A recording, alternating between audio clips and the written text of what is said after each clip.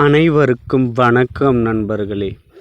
மிதுனத்தில் குடியேறும் குரு கொட்டும் பணமழையில் நனையப் போகும் 4 ராசிக்காரர்கள். இதில் உங்களது ராசியும் உள்ளதா என்று பார்ப்போம். நவகிரகங்களின் மங்கள கிரகமாக விளங்கக்கூடிய குரு பகவான் வருடத்திற்கு ஒரு முறை தனது இடத்தை மாற்றக்கூடியவர். இவர் ஞானம், படிப்பு, அறிவு, தொழில், திருமணம், குழந்தை பாக்கியம் போன்றவற்றிற்கு காரணமாக இருக்கக்கூடியவர். அந்த வகையில் குரு பகவான் தற்போது ரிஷப ராசியில் உள்ளார்.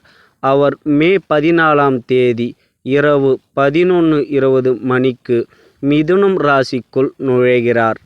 இந்த நிலையில் இந்த ஆண்டில் குரு பகவான் பெயர்ச்சியால் குறிப்பிட்ட 4 ராசிக்காரர்கள் அதிர்ஷ்டம் மழை பொய்யப் போகிறது. முதலாவதாக நாம் பார்க்க போகும் ராசி மேஷம் ராசி. அனுகூலமான பலன்களை அளிக்கும். உடல் ஆரோக்கியம் நன்றாக இருக்கும். பணி இடத்தில் வெற்றி கிடைக்கும். குடும்பத்தில் மகிழ்ச்சியும் அமைதியும் இருக்கும். குழந்தைகள் மூலம் நல்ல செய்திகள் கிடைக்கும். வெளியூர் பிரயாணம் சாத்தியமாகும். போட்டித் தேர்வுகளில் வெற்றி கிடைக்கும். வணிகத்தில் நல்ல முன்னேற்றம் ஏற்படும். அடுத்ததாக ரிஷபம் ராசி. மதிப்பையும் மரியாதையும் அதிகரிக்கும். பணி இடத்தில் நிலுவையில் உள்ள அனைத்து வேலைகளையும் விரும்பி செய்து முடிப்பீர்கள். திருமண வாழ்க்கையில் அன்பும் நம்பிக்கையும் அதிகரிக்கும். உறவுகள் முன்பை விட வலுவாக இருக்கும். நீதிமன்ற வழக்குகளில் ஏதேனும் இருந்தால் அதில் உங்களுக்கு வெற்றி கிடைக்கும். பொருளாதார நிலையில் மாற்றம் ஏற்படும். மூன்றாவதாக சிம்ம ராசி. சிம்ம ராசி நண்பர்களே, வாழ்க்கையில் பல மாற்றங்களை கொண்டு வரும். வாழ்க்கை துணையுடனான உறவு வலுவடையும். அனைத்து துறைகளிலும் வெற்றி பெறுவீர்கள். பணவரவு அதிகரிக்கும்.